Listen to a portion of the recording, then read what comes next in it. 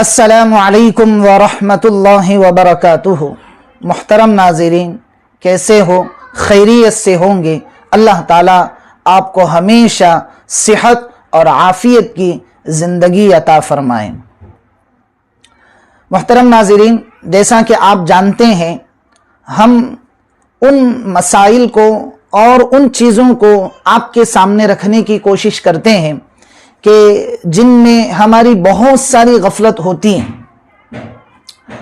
تو محترم ناظرین، آج ہم کچھ ایسے ہی موضوع کو سننے والے ہیں اور آپ کے سامنے عرض کرنے والے ہیں کہ جو موضوع ہمارے لیے بہت ساری غفلت بنا ہوا ہے، اور وہ موضوع ہے بیماری، علاج اور عیادت۔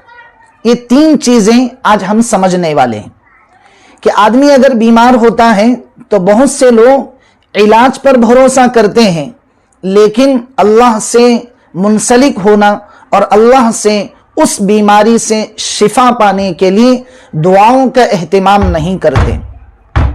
بہت سارے لوگ وہ ہیں جو بیمار ہونے کے بعد دعائیں بہت ساری کرتے ہیں، اللہ سے منسلک ضرور ہوتے ہیں اور اللہ سے اس بیماری سے عافیت پانے کے لیے بہت سارے صدقات اور خیرات کرتے ہیں، اور کرنا بھی چاہیے، لیکن بزرگوں اور دوستوں، ہم علاج نہیں کراتے۔ ایسے لوگ بھی ہیں جو علاج پر کم بھروسہ کرتے ہیں اور دیگر چیزوں پر زیادہ بھروسہ کرتے ہیں، جو کہ اعتدال سے ہٹی ہوئی باتیں ہیں۔ تو آج ہم یہ سمجھتے ہیں کہ ہمیں علاج بھی کرانا ہے، اللہ کے ذات عالی سے بھروسہ بھی قوی رکھنا ہے، اور اسی طریقے سے عیادت بھی ہمیں سنت کے مطابق کرنی ہے۔ تو سب سے پہلی چیز سمجھتے ہیں کہ بیمار ہونے کے بعد علاج کرانا اور اچھے ڈاکٹروں سے علاج کرانا، یہ سنت سے ثابت چیزیں ہیں۔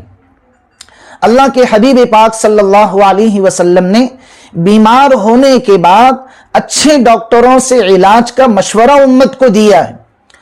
تو ایک طرف تو دعاؤں کا اہتمام ہے، اللہ کی ذات عالی سے منسلک ہونا ہے، صدقات کا اہتمام کرنا ہے، ذکر اور اذکار کا اہتمام کرنا ہے، اور ساتھ میں اچھے طریقے سے اس بیماری کا علاج کرنا بھی ہے، اور یہ سنت مطہرہ سے ثابت شدہ چیزیں ہیں جو عامتاً ہمارے ماحول میں اس سلسلے میں بہت زیادہ غفلت برتی جاتی ہیں۔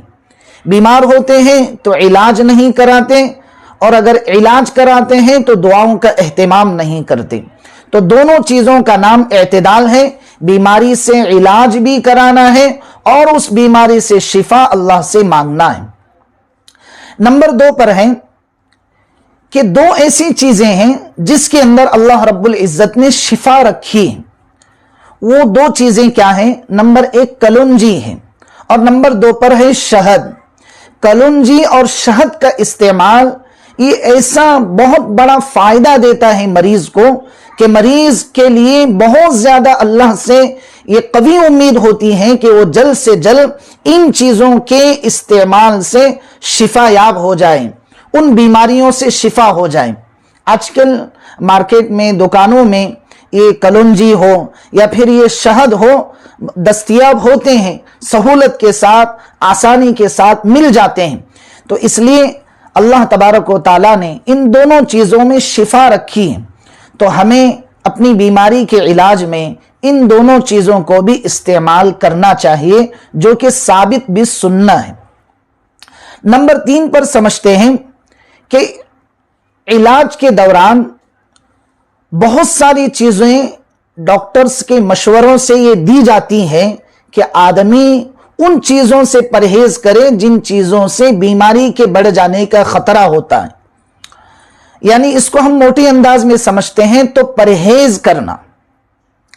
تو آپ یہ بات بہت اچھی طریقے سے سمجھ لیں کہ بیمار ہو جانے کے بعد بہت ساری چیزوں سے ڈاکٹرز مشورہ دیتے ہیں کہ ان چیزوں سے پرہیز کیا جائے۔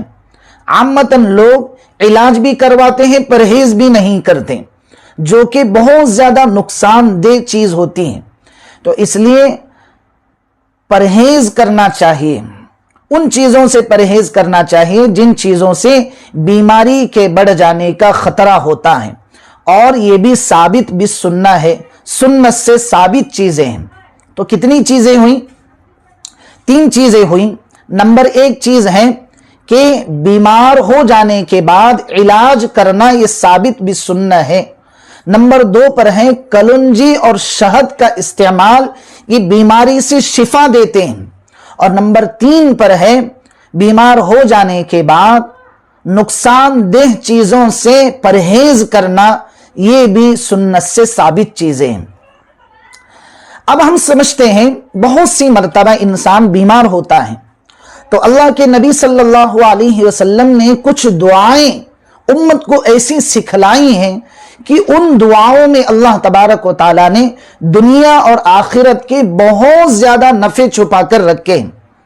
مثال کے طور پر اللہ کے حبیب پاک صلی اللہ علیہ وسلم نے امت کو یہ تعلیم دی اور امت کی اسی بیس پر، اسی بنیاد پر تربیت فرمائی کہ آپ نے فرمایا کہ جو بیماری کی حالت میں 40 مرتبہ یہ مختصر سی دعا پڑھتا ہے، اور وہ دعا بہت آسان ہے، آپ نے بہت سی مرتبہ سنا ہوگا، بہت سی مرتبہ پڑھا ہوگا، بہت سی مرتبہ اس کو یاد بھی کیا ہوگا، لیکن بیماری کی حالت میں نہیں پڑھا ہوگا۔ اگر آپ تک یہ پیغام پہنچ رہا ہے ہمارا، تو آپ ضرور، اللہ آپ کو صحت کی زندگی عطا فرمائے، لمبی زندگی عطا فرمائے، صحت کی، عافیت کی۔ لیکن اگر کوئی خدا نخواستہ بیمار ہوتا ہے تو اس بیماری کی حالت میں ضرور اس دعا کو پڑھیں۔ وہ دعا کیا ہے؟ لا الہ الا انت سبحانک انی کنت من الظالمین۔ اس کے معنی کیا ہے؟ لا الہ الا انت، اللہ کے سوا کوئی معبود نہیں، وہی اکیلا تنہا ہمارا معبود، ہمارا خالق ہے۔ الا انت، سبحانک، ذات بہت پاکیزہ ذات ہے، بہت پاک اور پوتر ذات ہیں۔ انی کنت من الظالمین، اصل میں خسارے والے، اپنی ذات پر ظلم کرنے والے، نقصان اٹھانے والے ہم ہی لوگ ہیں۔ بہت پیاری دعا ہے، تو ہمیں اس دعا کا بیماری کی حالت میں خاص کر کے اہتمام کرنا ہے۔ اللہ کے حبیب پاک صلی اللہ علیہ وسلم نے فرمایا، جو آدمی بیماری کی حالت میں اس دعا کو پڑھتا ہے اور اگر اسی بیماری کی حالت میں ان کلمات کو پڑھتے ہوئے وہ اگر مر جاتا ہے، فوت ہو جاتا ہے، تو اسے شہادت کا درجہ ملتا ہے۔ اللہ اکبر۔ اور اگر آگے فرمایا، اگر وہ اس بیماری سے شفا پا لیتا ہے اور اس دعا کو خاص کر کے اہتمام کرتا ہے، تو آپ نے فرمایا پھر اس کے تمام گناہ اللہ تبارک و تعالی معاف فرما دیتے ہیں۔ اسی طریقے سے یہ دعا بھی خاص کر کے ہمیں اہتمام کے ساتھ میں پڑھنی چاہیے۔ نمبر 4 پر ہے اپنے کسی بیمار بھائی کی عیادت کے لیے جانا، یہ بھی ثابت بھی سننا ہے۔ بہت سارے لوگوں کا یہ مزاج ہوتا ہے، یہ سوچتے ہیں کہ لوگ مجھے پوچھنے آئے، لوگ میری عیادت کے لیے آئے، اور اپنا یہ حال ہوتا ہے کہ خود کسی کی بیمار کی علاج کے لیے، بیمار پرسی کے لیے، کسی بیمار کی عیادت کے لیے خود نہیں پہنچتا ہے، لیکن امیدیں یہ رکھتا ہے لوگوں سے کہ لوگ مجھے پوچھنے آئے، لوگ میری عیادت کے لیے آئے۔ تو یہ خامہ خیالی ہے، یہ خیالی پلاؤ ہے، حقیقت اس میں کچھ نہیں ہے۔ جب تک ہم لوگوں کی عیادت کے لیے نہیں پہنچتے، لوگ بھی ہماری عیادت کے لیے نہیں آتے۔ اور یہ ثابت بھی سننا ہے کہ ہمیں لوگوں کی عیادت کے لیے پہنچنا، یہ ایک بہت بڑی سنت مطہرہ ہے جس سے ہم بہت کوتاہ کے شکار ہو چکے ہیں۔ تو ہمیں ان چیزوں سے پرہیز کرنا چاہیے۔ یہ آپ کے سامنے میں نے 4 بہت ہی اہم باتیں بیمار کے سلسلے میں کہی ہیں۔ اب ایک بات ہے کہ آدمی اگر کسی کی بیمار کی عیادت کے لیے پہنچتا ہے تو اس کے لیے کیا ثواب رکھا ہے۔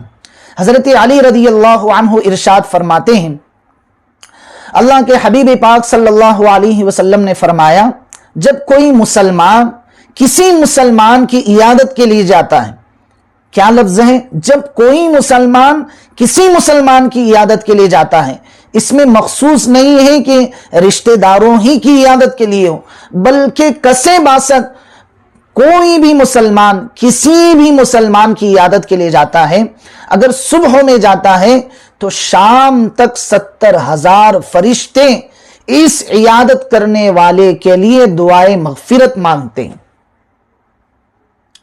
اور اگر کوئی بندہ شام میں کسی بیمار کی عیادت کے لیے جاتا ہے، بیمار پرسی کے لیے جاتا ہے، اسے دلاسا دلاتا ہے، اس کے سامنے اللہ سے یقین دلاتا ہے، اللہ سے امید کو وابستہ کراتا ہے، تو صبح ہونے تک 70,000 فرشتے اس بیمار کی عیادت کرنے والے کے لیے دعائے مغفرت کرتے ہیں۔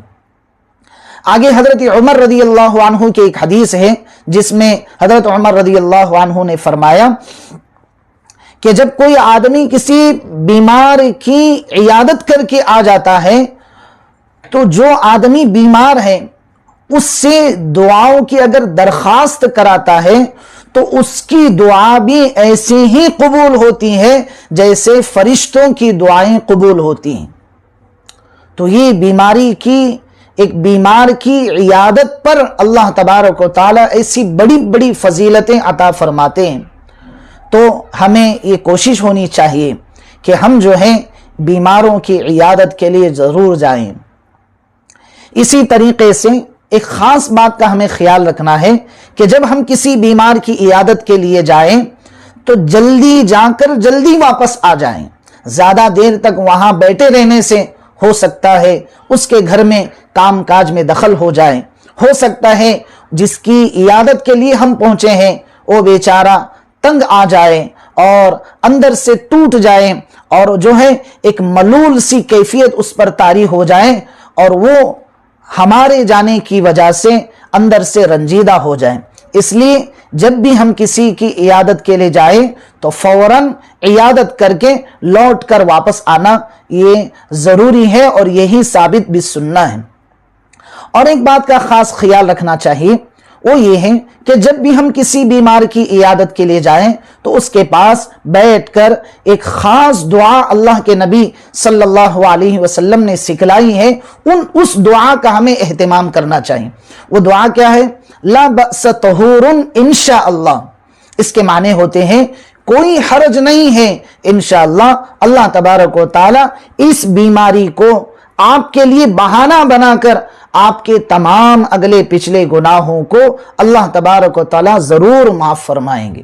اس طرح کی پاکیزہ سنت پر عمل کرنے سے بزرگ اور دوستوں، سامنے والا بھی اگر وہ بیمار بھی ہو تو ہماری اس طرح کی عیادت کی وجہ سے وہ اندر سے کھل جاتا ہے، وہ آدھا وہی شفا یاب ہو جاتا ہے اس طرح کی سنتوں پر عمل کرنے سے۔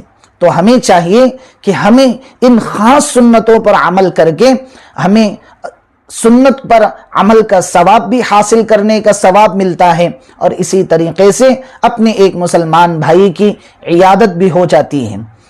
مجھے امید ہے کہ شاید آپ کو یہ سنت بھرا پیغام آپ تک پہنچا ہو اور آپ نے اس پر ضرور عمل کیا ہو۔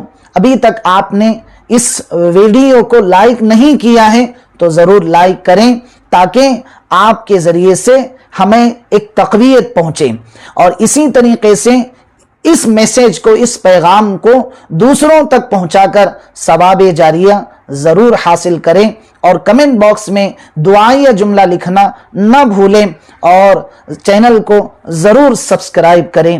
السلام علیکم ورحمۃ اللہ وبرکاتہ۔